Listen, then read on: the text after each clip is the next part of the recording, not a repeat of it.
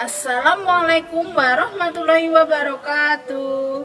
Perkenalkan, saya Sri Mahmudah sebagai guru PAI di SDN Pogalan 3 Kecamatan Pakis Kabupaten Magelang, sekaligus mahasiswa PPG PAI dalam jabatan tahun 2025 Angkatan 1 di UIN Sunan Kalijaga Yogyakarta dengan NIM 244041220240. Pada kesempatan kali ini, Jumat 9 Mei tahun 2025, saya akan melaksanakan praktek pembelajaran di SDN Pogalan 3 Kecamatan Pakis Kabupaten Magelang. Praktek kinerja ini dilaksanakan di kelas 5 dengan metode pembelajaran problem-based learning dengan materi pokok hidup lapang dengan berbagi. Berikut video praktek pembelajaran saya. Wassalamualaikum warahmatullahi wabarakatuh. Assalamualaikum warahmatullahi wabarakatuh. Waalaikumsalam warahmatullahi wabarakatuh. Sebelum mulai pelajaran, ayo kita berdoa bersama-sama. Ya Kak, doa mulai.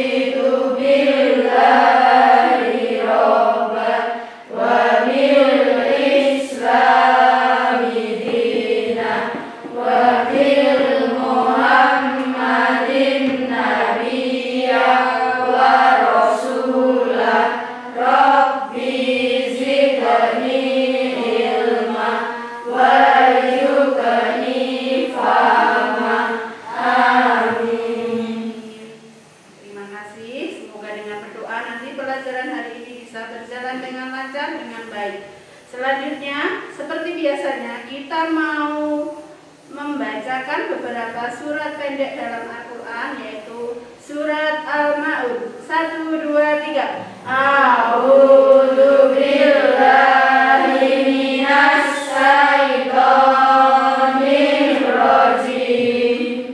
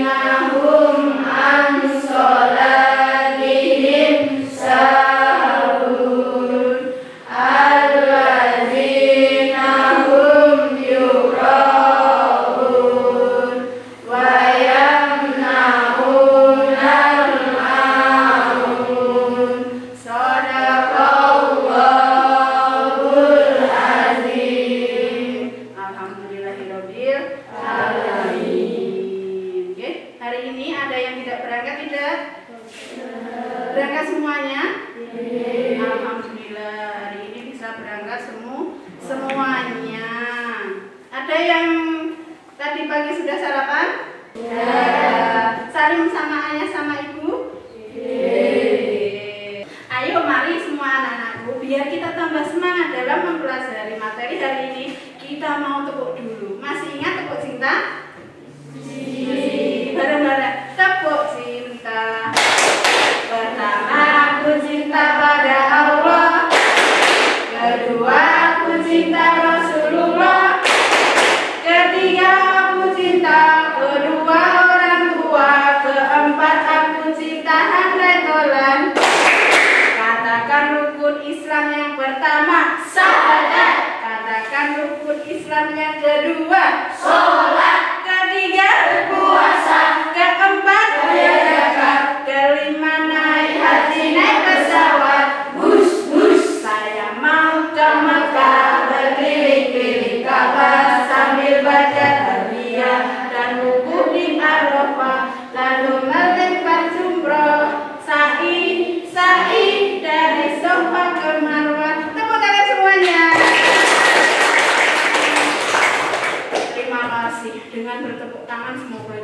selalu bersemangat. Masih semangat anak-anak? Masih. Kalau begitu, untuk mendalami materi pelajaran hari ini, Bu Guru mau menayangkan sesuatu. Nanti kalian perhatikan apa saja yang ada di dalam cerita tersebut. Oke? Siap semuanya? Siap. Bin Auf adalah salah satu sahabat Rasulullah SAW yang memiliki Boleh juga dicatat apa yang kalian temukan dalam cerita tersebut ya. Ia adalah seorang pengusaha ulung. Ia sukses membangun kekayaannya dari tidak punya apa-apa alias dari nol. Kekayaan Abdurrahman bin Auf jika dikonversikan atau dinilai dengan nilai mata uang saat ini diperkirakan kekayaannya mencapai 72.000 triliun rupiah atau sekitar 4,5 triliun dolar Amerika Serikat. Sebagai perbandingan, orang terkaya di dunia saat ini seperti Elon Musk, Jeff Bezos, atau Bernard Arnault hanya memiliki kekayaan sekitar 200 sampai 250 miliar dolar Amerika Serikat atau sembilan. Lantas apa yang membuat Abdurrahman bin Auf menjadi kaya raya seperti ini? Bagaimana kisah hidupnya yang mempesona dan bagaimana caranya ia bisa meraih kekayaan yang sangat melegenda? Mari kita simak video ini hingga tuntas supaya kita bisa mencontoh bagian kehidupan dari Abdurrahman bin Auf supaya kita kebagian berkahnya dan menjadi kaya raya seperti beliau. Amin amin ya rabbal alamin. Assalamualaikum warahmatullahi wabarakatuh. Sahabat teman bercerita yang dirahmati Allah, pada kesempatan kali ini kita akan mengisahkan perjalanan hidup salah satu sahabat Rasulullah yang luar biasa. Namanya Abdurrahman bin Auf. Ia adalah sosok yang dikenal karena dermawanan, kecerdasan di dalam berdagang, serta keberaniannya dalam memperjuangkan Islam. Abdurrahman bin Auf lahir pada tahun 581 Masehi di tengah masyarakat Quraisy yang kala itu masih kuat memegang tradisi jahiliyah. Ia termasuk dalam golongan as-sabiqun dan awwalun, yakni para sahabat yang pertama kali menerima seruan Islam. Berkat ajakan dari Abu Bakar As-Siddiq, ia masuk Islam pada tahun 614 Masehi. Saat itu usianya baru 31 tahun, usia yang penuh potensi, usia yang penuh semangat untuk berkontribusi dalam perubahan besar. Sejak memeluk Islam, Abdurrahman bin Auf tidak hanya menjadi seorang muslim yang taat, tetapi juga menjadi pejuang gigih di dalam dakwah Rasulullah SAW. Keislamannya bukan hanya sekedar keyakinan di dalam hati, tetapi juga diwujudkan dalam pengorbanan yang besar. Ia rela meninggalkan harta kekayaannya, meninggalkan keluarganya, dan meninggalkan kemapanannya di kota Mekah demi menegakkan agama Allah. Keberaniannya terbukti dalam berbagai peristiwa penting di dalam sejarah Islam, termasuk saat hijrah ke kota Madinah. Ia memulai hidupnya dari nol karena seluruh hartanya disita oleh kaum Quraisy. Namun berkat keuletan, kejujuran, dan strategi bisnis yang cerdas, ia kembali membangun kejayaannya sebagai salah satu saudagar terkaya di kota Madinah. Yang membedakan Abdurrahman bin Auf dari pedagang lainnya adalah prinsipnya bahwa kekayaan bukan hanya sekedar alat untuk memperkaya diri, tetapi juga sarana untuk membantu sesama dan meraih ridho Allah. Salah satu kisah yang menggambarkan kedermawanan luar biasa dari Abdurrahman bin Auf adalah saat ia menawarkan seluruh hartanya kepada Rasulullah untuk kepentingan umat Islam. Menurut Ibnu Katsir di dalam kitab Al-Bidayah wa Nihayah halaman 163 yang bersumber dari riwayat Mahmar dari As-Zuhri, Abdurrahman bin Auf pernah mendermakan setengah dari seluruh kekayaannya, yaitu 4.000 dirham pada masa Rasulullah SAW. Akan tetapi kemurahannya tidak berhenti di situ. Tidak lama setelahnya, ia kembali bersedekah dengan jumlah yang lebih besar, yaitu 4.000 dinar. Dan ini bukan yang terakhir. Ia kemudian kembali menginfakkan hartanya dalam jumlah yang lebih besar. Hingga suatu kali, ia kembali menyumbangkan 40.000 dirham, lalu 40.000 dinar, dan bahkan 500 ekor unta untuk jihad fisabilillah. Pada kesempatan yang lain, ia juga mendonasikan 1.500 unta miliknya, yang pada masa itu, unta merupakan komoditas utama di dalam perdagangan dan transportasi. Bahkan setelah wafat, warisan kekayaan Abdurrahman bin Auf tetap menunjukkan betapa besarnya rezeki yang Allah berikan kepadanya. Riwayat menyebutkan bahwa jumlah emas yang ditinggalkan sangat banyak, sehingga harus dipotong dengan kapal supaya bisa dibagikan kepada orang-orang yang berhak menerimanya. Selain itu, Abdurrahman bin Auf meninggalkan 1.000 ekor unta, 100 ekor kuda, dan 3.000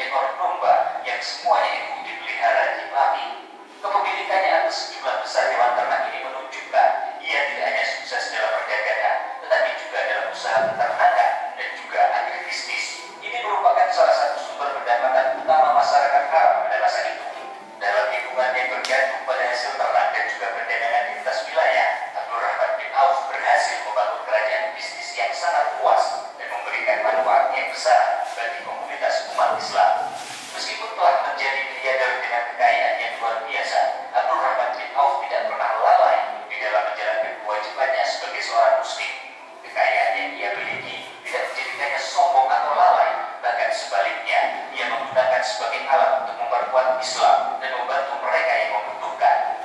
Akan tetapi di balik kedermawanannya itu tersimpan sebuah kekhawatiran mendalam di dalam hatinya. Meskipun ia telah menginfakkan sebagian besar hartanya, Abdurrahman bin Auf tetap takut bahwa kekayaan yang dimilikinya akan menjadi penghalang bagi dirinya untuk masuk surga dengan mudah. Kekhawatiran ini semakin menjadi setelah pada suatu hari ia mendengar Rasulullah bersabda, "Wahai Abdurrahman bin Auf, engkau akan masuk surga dalam keadaan tertati-tati." Mendengar pernyataan itu, Abdurrahman bin Auf dengan penuh keheranan bertanya, "Mengapa ya Rasulullah? Mengapa demikian ya Nabi?" Rasulullah pun menjawab, "Karena hartamu terlalu banyak." Perkataan Rasulullah ini semakin memperkuat kegelisahan di dalam hatinya. Ia merasa bahwa semakin banyak harta yang dimiliki, semakin besar pula tanggung jawab yang harus ia pikul di hadapan Allah Subhanahu wa Ta'ala. Sejak saat itu, ia bertekad untuk mengurangi hartanya sebanyak mungkin dengan menginfakkan di jalan Allah supaya ia bisa menjadi miskin. Pada suatu hari setelah peristiwa perang Tabuk, para sahabat di kota Madinah menghadapi krisis ekonomi. Krisis ini diakibatkan anjloknya harga kurma. Banyak kurma yang membusuk karena kelebihan stok serta rendahnya daya beli masyarakat. Para pedagang mulai putus asa. Mereka takut barang dagangannya tidak akan laku sehingga menjadi kerugian besar bagi mereka. Mendengar kondisi yang seperti itu, Abdurrahman bin Auf yang sudah ingin hidup miskin, ia mengambil sebuah keputusan yang sangat gila. Tanpa ragu, Abdurrahman bin Auf menjual seluruh hartanya dan kemudian menggunakan hasilnya untuk membeli seluruh kurma busuk yang ada di pasar. Buat apa kurma busuk? Kurma yang tidak ada manfaatnya. Tindakan yang dilakukan oleh Abdurrahman bin Auf membuat terkejut banyak orang. Para sahabat yang sebelumnya sudah yakin akan rugi berbalik merasa bersyukur karena kurma dagangan mereka yang tidak laku justru diborong habis oleh Abdurrahman bin Auf. Namun sebaliknya, Abdurrahman bin Auf gembira karena hartanya habis sehingga akan meringankan hisabnya di yaumil akhirat. Namun tidak lama setelah transaksi besar itu terjadi sebuah peristiwa yang di luar dugaan. Datanglah seorang utusan dari Yaman. Ia membawa pesan langsung dari Raja Yaman. Ia menyampaikan di negerinya sedang terjadi wabah penyakit menular yang belum ditemukan obatnya. Akan tetapi para tabib kerajaan menemukan bahwa kurma yang mulai membusuk memiliki khasiat sebagai obat bagi penderita penyakit itu. Mengetahui bahwa stok kurma busuk di Yaman sangat terbatas, Raja Yaman mengutus orang-orangnya untuk mencari stok kurma busuk dalam jumlah besar. Dan ternyata satu-satunya orang yang memiliki kurma busuk dalam jumlah besar adalah Abdurrahman bin Auf. Dengan penuh keyakinan, utusan Raja Yaman langsung memborong semua kurma yang dimiliki Abdurrahman bin Auf, bahkan dengan harga 10 kali lipat lebih mahal dari harga kurma segar yang biasa dijual di kota Madinah. Allahu Akbar. Momen ini sekali lagi membuktikan bahwa Abdurrahman bin Auf bukan hanya seorang pedagang biasa, tetapi juga seorang pebisnis dengan visi besar. Ia selalu mencari keberkahan dari Allah. Ia tidak sekedar mencari keuntungan untuk dirinya sendiri, tapi juga berusaha memberikan manfaat bagi banyak orang. Kejadian ini juga menjadi bukti bahwa orang yang bersedekah tidak akan menjadi miskin. Ketika Rasulullah SAW menerima perintah untuk hijrah ke Madinah, kaum muslimin di Mekah menghadapi tantangan besar. Mereka harus meninggalkan rumah, meninggalkan harta benda, serta meninggalkan kehidupan yang telah mereka bangun selama berpuluh-puluh tahun. Akan tetapi demi mempertahankan iman dan mendapatkan kebebasan beribadah, mereka rela mengorbankan semuanya. Salah satu sahabat yang ikut berhijrah adalah Abdurrahman bin Auf. Namun perjalanan hijrahnya tidak mudah. Kaum Quraisy yang saat itu memusuhi Islam melarang kaum muslimin membawa harta benda mereka saat meninggalkan kota Mekah. Mereka hanya diizinkan pergi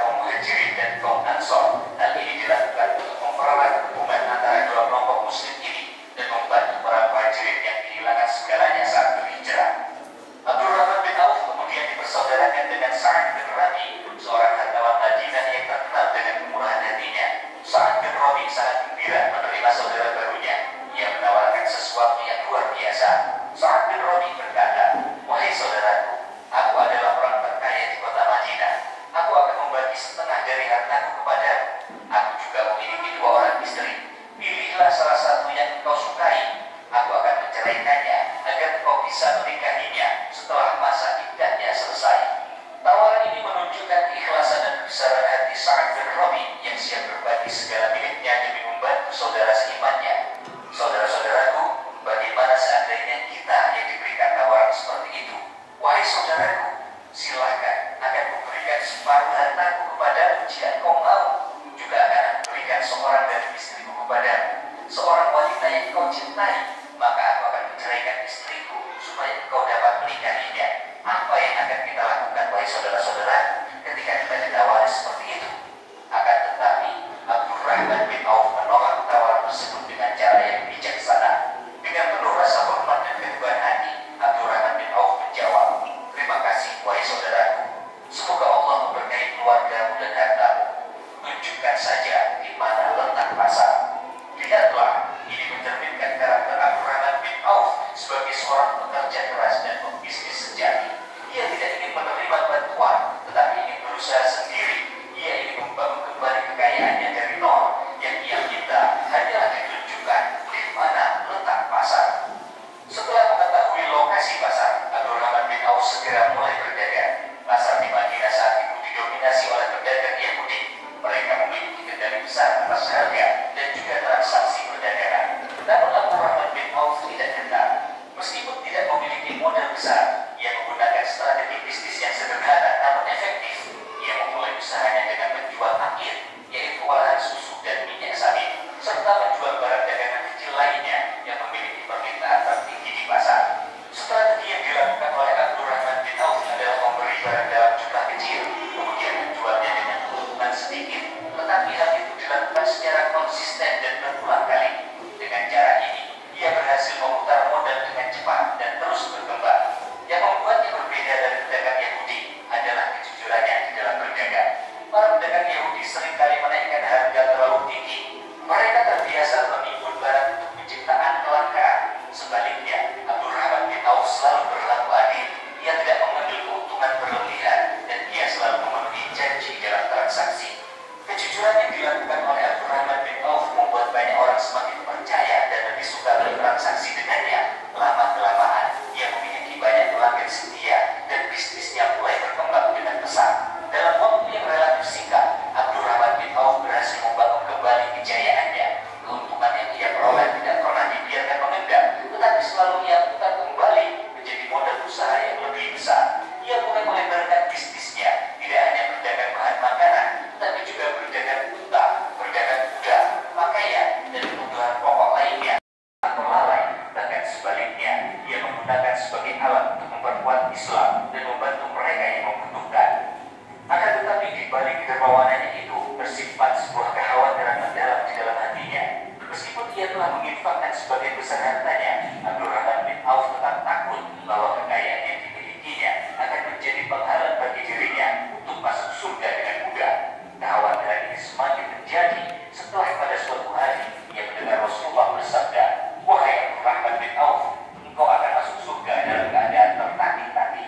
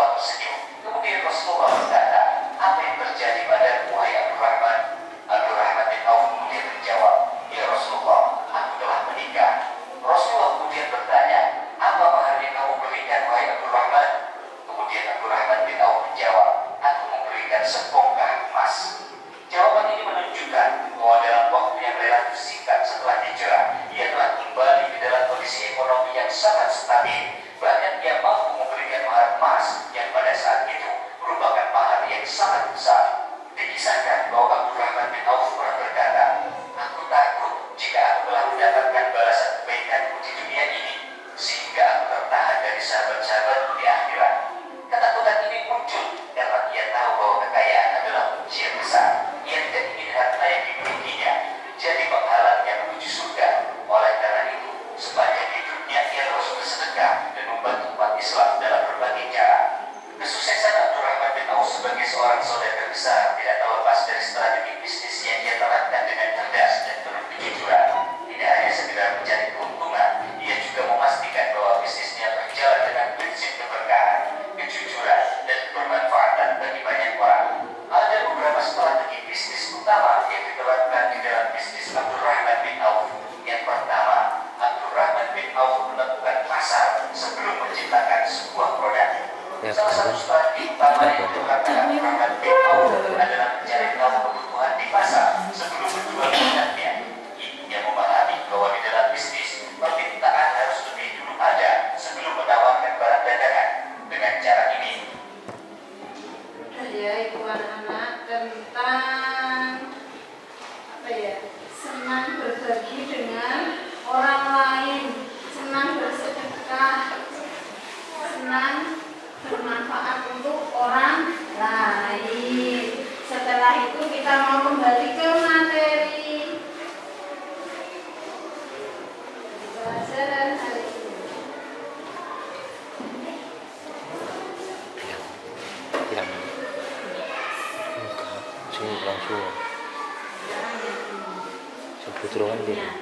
Hidup lapang dengan berbagi. Judulnya materi tema hari ini. Nah, ini yang pertama kita mau belajar yang namanya tentang zakat. Nah, secara bahasa zakat berasal dari kata yang berarti tumbuh atau membersihkan. Bu, ora blocking, Bu. Ora blocking, ora ngungkuri kamera nderaken sama kono. Baleni, rene jarahke. Jarahke marep rene. Aku terus sering iki ya. Ayo kan maca kae. Oh iya. Nek ra nganu ku dinger kanune. Dinger mejane. Oh.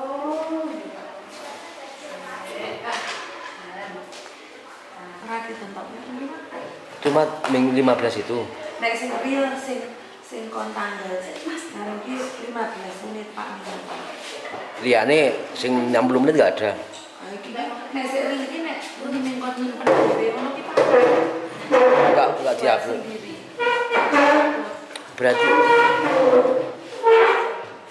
Berarti arep jenengan ki arep 15 tok apa nek 15 tok mah cepet. Maksud iki bocah mudeng. Apa Pak? Ini Semuanya bahasa. action. Nah, itu tentang macam-macam zakat, yaitu ada yang namanya zakat apa anak-anak? Zakat fitrah, zakat apa lagi? Zakat mal. Kalian pernah membayar zakat? Nah, dibaca dulu.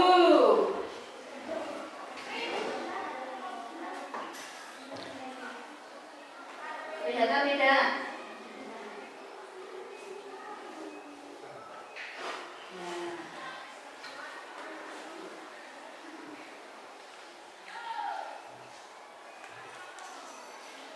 Sudah?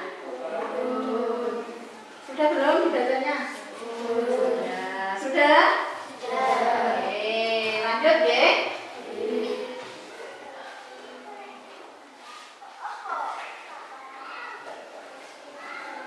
Nah, sekarang yang ini zakat fitrah.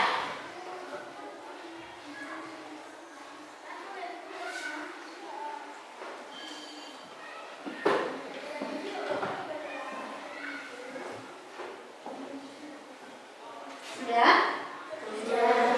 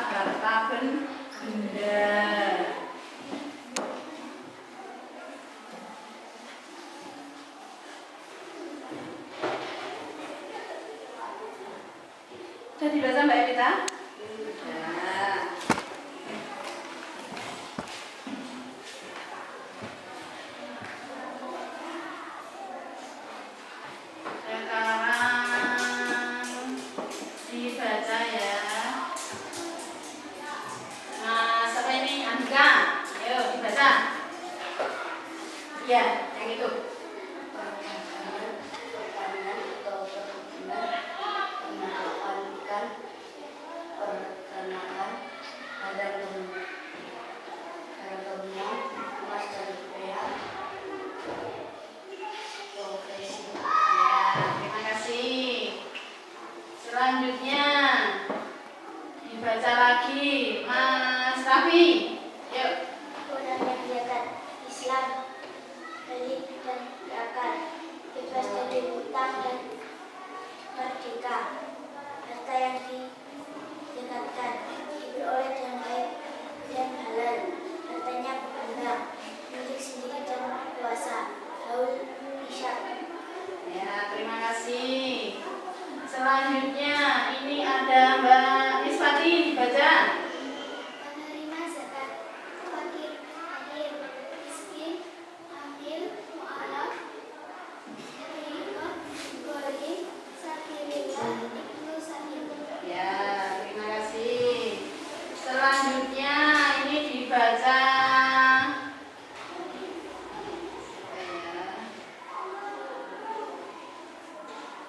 Sing mburi Bu, ketangkap kamera Bu. Ya. Mbak Linda. Ya, baca Mbak Linda. Infak berasal dari kata nafkah yang berarti nafkah. Infak bisa diartikan dengan sebagian harta orang muslim yang dikeluarkan atau dari badan usaha untuk kepentingan dan kemaslahatan umum. Dalam berinfak tidak ada ketentuan seperti di dalam zakat. Ya, selanjutnya Mbak Ida. Baca ya Mbak Ida. Nah. Ya, Mbak Ida. Sedekah, akar kata dari sedekah yaitu sedekah. Artinya benar, maka orang yang sedekah memiliki iman yang benar. Secara jelas, sedekah adalah menyerahkan suatu benda dari seorang muslim tanpa dibatasi waktu dan jumlah tertentu untuk memperbaiki dan sementara mengharapkan ridho dari Allah Subhanahu wa Ta'ala. Ya, terima kasih. Selanjutnya apa ya? Mbak Devina. Kajian merupakan pemberian kepada seseorang dengan maksud memberi rasa hormat, memulihkan ataupun memberikan manfaat. Itu memberi hasil yaitu ibadah.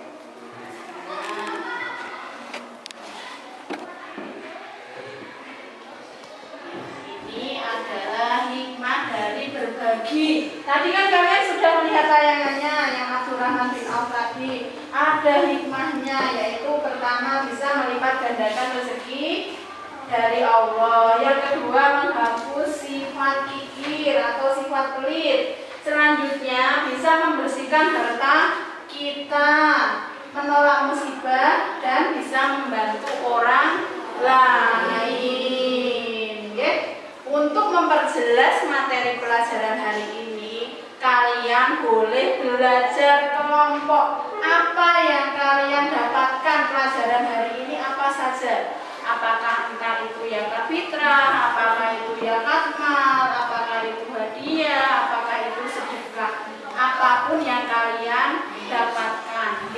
Terus selanjutnya kalian boleh membuat namanya poster. Poster untuk senang bersedekah, senang untuk berbagi, ataupun berzakat, boleh bebas. Silahkan bekerja kelompok, Bu Guru bagikan kertasnya untuk kerjakan secara kelompok. Nanti jangan lupa dipresentasikan di depan kelas.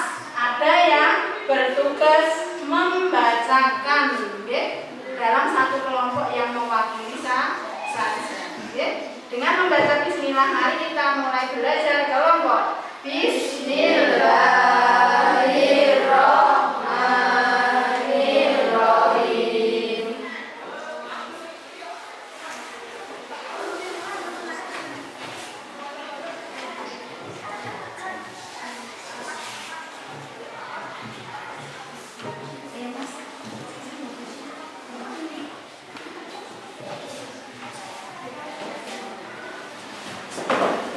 Diambil peralatan kalian.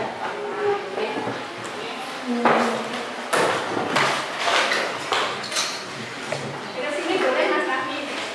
Biar tolong. Oh ya sini aja.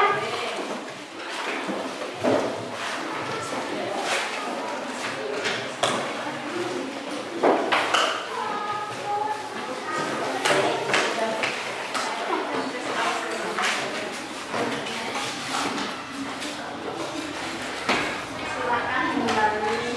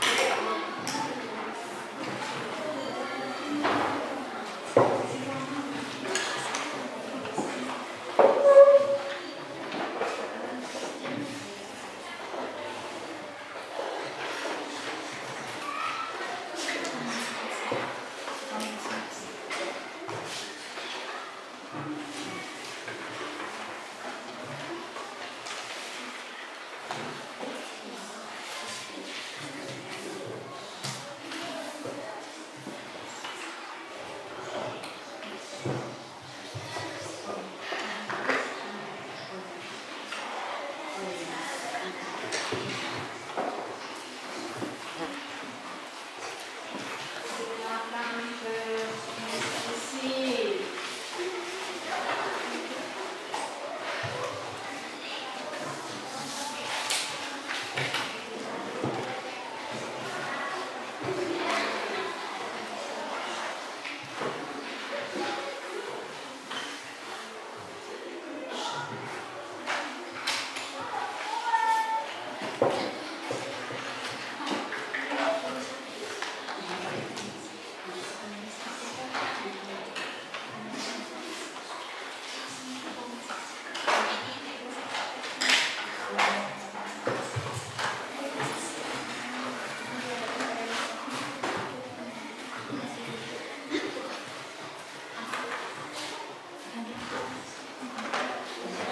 Ora tulis gede-gede.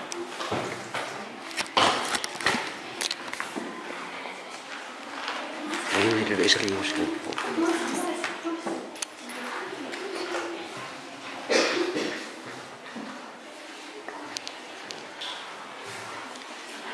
Tidak nulis.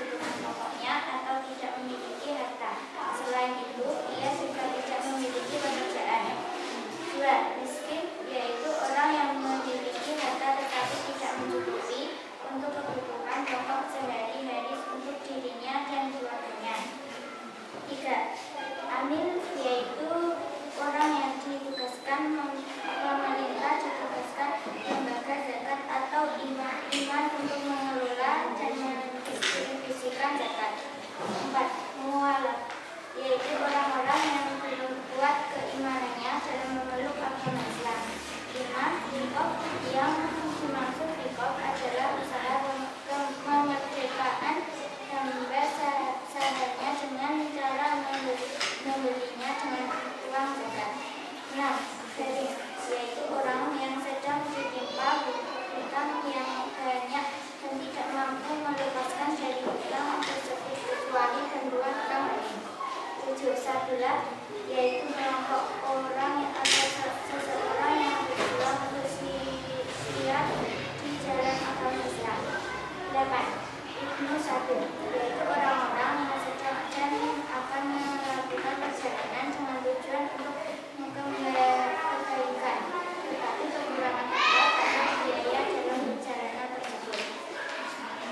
Ayo kita berbagi, berbagi itu indah. Assalamualaikum warahmatullahi wabarakatuh. Waalaikumsalam warahmatullahi wabarakatuh. Beri tepuk tangan untuk mereka. Ya, selanjutnya kelompok selanjutnya yang sudah selesai silakan maju bergantian.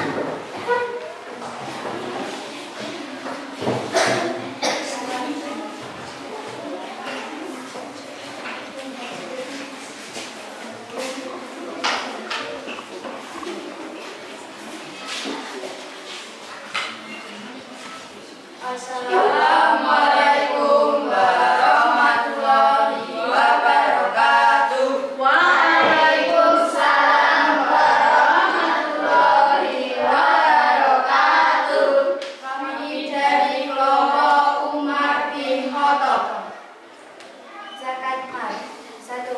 Pengertian zakat mal. Zakat mal disebut juga zakat harta yang dikeluarkan oleh seseorang sesuai dengan ketentuan yang berlaku menurut syariat Islam. Adapun yang termasuk zakat mal adalah hasil perdagangan atau perdagangan, hasil pertanian dan perkebunan, penangkapan ikan. 2. Ketentuan bagi orang zakat. Orang-orang wajib berzakat antara lain agama Islam dan berzakat bebas dari hutang dan mereka bukan budak atau bangsa-bangsa. Waktu pengeluaran zakat mal bila sudah mencapai nisab. 4. Orang yang berhak menerima zakat mal. 1. Fakir, 2. miskin, 3. amil, 4. mu'alaf, 5. rikob, 6. gharib, 7. sabilillah, 8. ibnu sabil. Ayo zakat dan bersedekah dan ikut aku ke surga.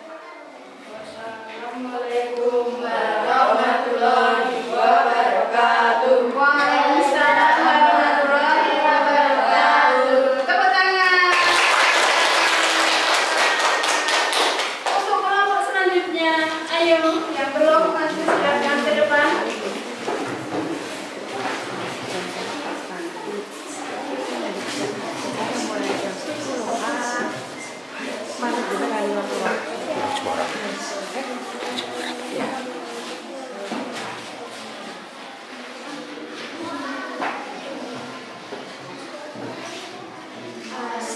Assalamualaikum warahmatullahi wabarakatuh. Waalaikumsalam warahmatullahi wabarakatuh.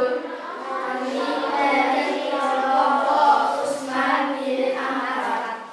Pengertian infak. Infak berasal dari kata nafkah yang artinya nafkah. Infak dalam arti luas mencakup zakat, sedekah, dan pemberian sukarela yang dianjurkan. 2. Penjelasan infak. Infak tidak memiliki ketentuan sebagaimana zakat. Infak juga tidak mengenal nasib atau jumlah harta yang ditentukan secara hukum. Infak tidak harus diberikan kepada mustahil tertentu, melainkan kepada siapa, misalnya orang tua, kerabat, anak yatim, orang miskin, orang-orang yang sedang berjalanan, atau siapa saja yang membutuhkan. Infak berbagi. 1.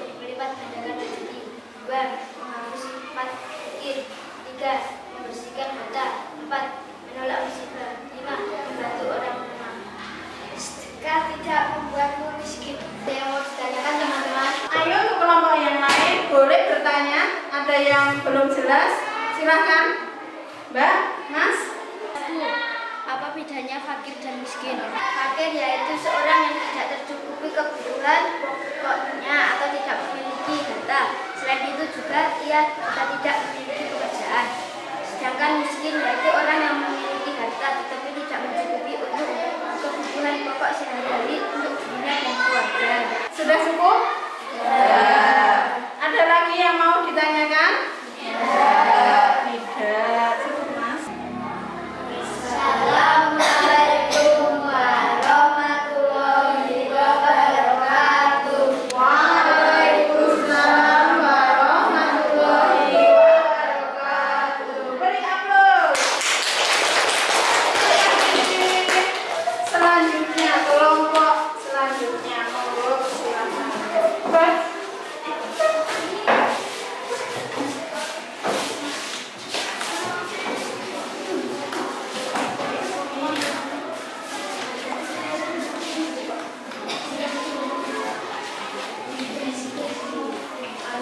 Assalamualaikum warahmatullahi wabarakatuh.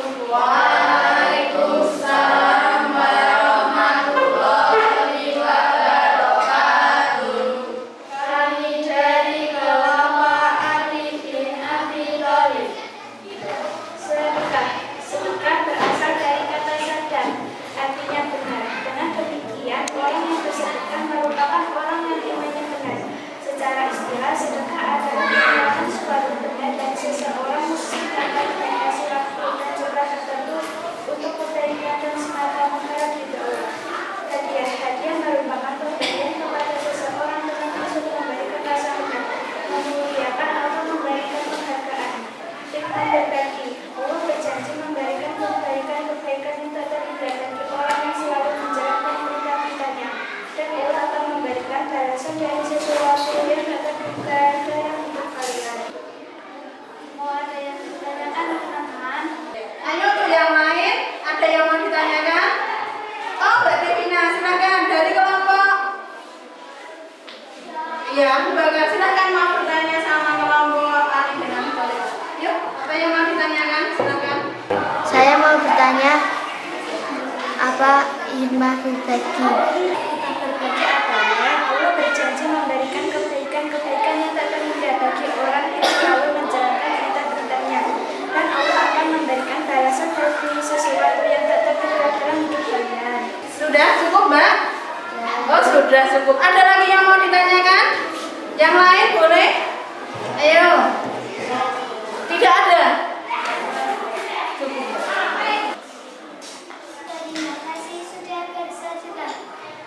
Assalamualaikum warahmatullahi wabarakatuh. Waalaikumsalam warahmatullahi wabarakatuh. Beri tepuk tangan.